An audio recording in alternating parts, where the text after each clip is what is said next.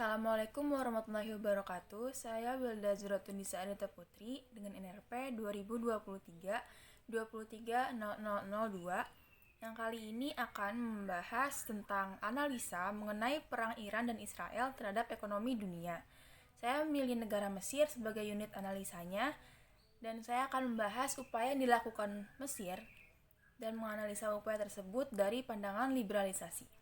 Perang antara Iran dan Israel yang terjadi pada tahun 2025 ini berdampak besar terhadap perekonomian dunia, terutama melalui gangguan pasokan minyak global.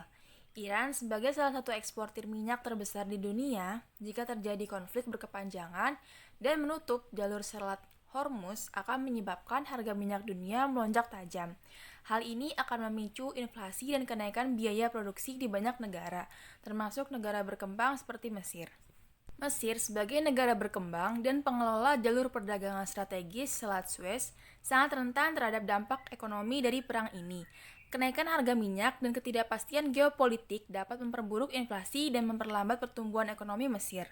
Oleh karena itu, Mesir mengambil beberapa upaya terkini untuk mengatasi dampak tersebut, yaitu yang pertama ada diplomasi aktif dan kerjasama internasional, termasuk menginisiasi pertemuan tingkat menteri luar negeri negara-negara Arab dan Muslim untuk mendorong penyelesaian damai konflik Iran dan Israel. Yang kedua, berperan dalam forum regional dan internasional, seperti Liga Arab dan Organisasi Kerjasama Islam atau OKI, untuk membangun koalisi diplomatik yang mendukung stabilitas kawasan. Yang ketiga, memperkuat cadangan devisa dan diversifikasi energi untuk mengurangi ketergantungan pada minyak impor dan mengantisipasi fluktuasi harga energi global.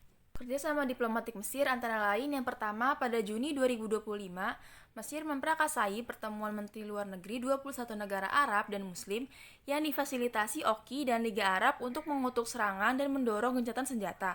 Yang kedua, Presiden Mesir Abdel Fattah al-Sisi menghubungi langsung Presiden Iran dan Perdana Menteri Israel untuk menyerukan gencatan senjata dan perdamaian. Yang ketiga, Menteri Luar Negeri Mesir juga melakukan komunikasi intensif dengan utusan khusus Amerika Serikat dan pihak terkait untuk mediasi konflik. Dari pandangan liberalisme dalam hubungan internasional, upaya Mesir ini mencerminkan kepercayaan pada pentingnya kerjasama multilateral dan institusi internasional. Liberalisme menekankan bahwa melalui dialog, negosiasi, kolaborasi antar negara, konflik dapat diselesaikan secara damai dan stabilitas ekonomi global dapat terjaga.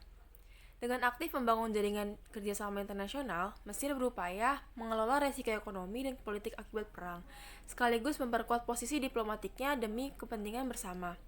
Mesir menghadapi dampak perang Iran dan Israel dengan mengutamakan diplomasi dan kerjasama internasional yang sesuai dengan prinsip liberalisme dalam hubungan internasional untuk menjaga perdamaian dan stabilitas ekonomi di dunia. Sekian yang dapat saya sampaikan, kurang lebihnya mohon maaf. Wassalamualaikum warahmatullahi wabarakatuh.